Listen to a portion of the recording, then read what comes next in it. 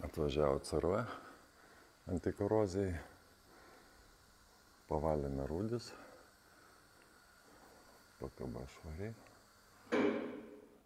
arkos išvalytas, korozijos aišku nedaug buvo,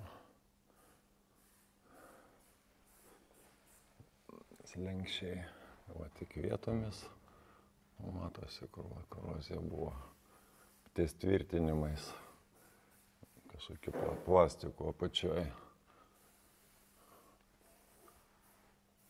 Lonžeronai. Jau korozijos buvo pilnai paimta. Ir priekį, vat, mėlyna, tai čia buvo rūdis.